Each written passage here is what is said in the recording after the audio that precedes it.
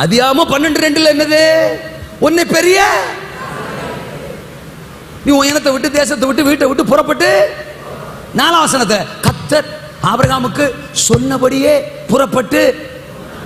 அப்ப ஆபிரகாமுக்கு என்ன இருக்கு?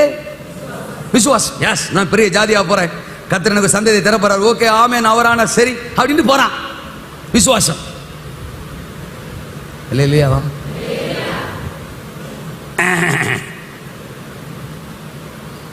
இப்போ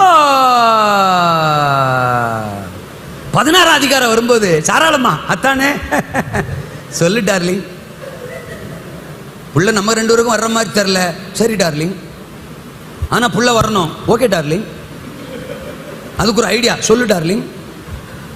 ஆகாரு பாத்திரம் வளர்க்குற பாப்பா, ஆமா டார்லிங், அதான் கல்யாணம் பண்ணிக்கிட்டீங்கன்னா சரி சரி ஓகே ஓகே சொல்லு டார்லிங், ஒரு வாரிசு வரும்ல, நல்லா இருக்கே டார்லிங், ஆகார கூப்பிடு, அல்ல சொல்லுங்க அப்பா.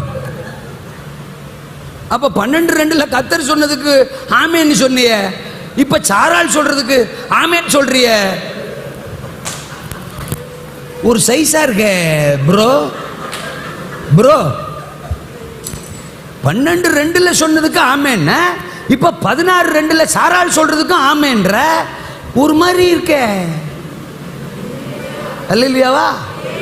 இப்ப 17:2 திரும்ப ஆண்டவர் வந்து சொல்றார்.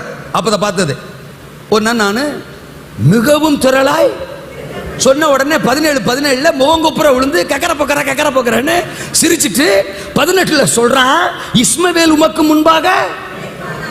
18ஆம் வசனத்துல இவங்க 2 பேரும் பேசிட்டு இருக்கும்போது இஸ்மவேல் குறுக்க ஓடிருப்பான். ஆண்டவர் கேட்டிருப்பார், யாரா அந்த டவுசரு? ஒருத்தன் குறுக்க ஓடுறான், என் சாதனை. ஹல்லேலூயா. ஏல அது சாதனை இல்லடா, சோதனை. அவன் என் லிஸ்ட்ல கிடையாதரா, நீ வாட்டுக்கு அவுட்புட் பண்ணிருக்க. அதான் வந்தீங்களா, இஸ்மவேல் ஆசீர்வச்சிங்களா, போனோன்னு இருக்கணும். சும்மா பெரிய ஜாதி ஆக்குவேன், உடன்படிக்க திரளா பெருக பண்ணுவேன், அதெல்லாம் நிறுத்துங்க. அப்ப 12:12 ஆமே என்ன விசுவாசிக்கிற என்ன கிளம்பி வந்த, இப்ப வேற மாதிரி பேசுற இருக்கீங்களா? குழப்பம் இல்லாமல் விசுவாசி, நீ தேவனுடைய மகிமைய எழும்பி நிற்போம், நாம் செபிப்போம். கர்த்தர் நம்மோடு இந்த பகல் நேரம் பேசி இருக்கிறார். எல்லாரும் எழும்பி நிற்போம். ஆண்டவருடைய சத்தத்தை நாம் கேட்டிருக்கிறோம். சபையே, உன் அழுகை, உன் ஜெபம், உன் எண்ண விண்ணப்பம், உன் ஏக்கம் அது என் சமூகத்தில் வந்திருக்கிறது. மார்த்தாளே, மரியாளே, உன் ஜெபத்தை நான் கேட்காம இல்ல, உன் ஜெபத்துக்கு நான் செவி கொடுக்காம இல்ல, என் கவனத்துக்கு அது வந்துச்சு.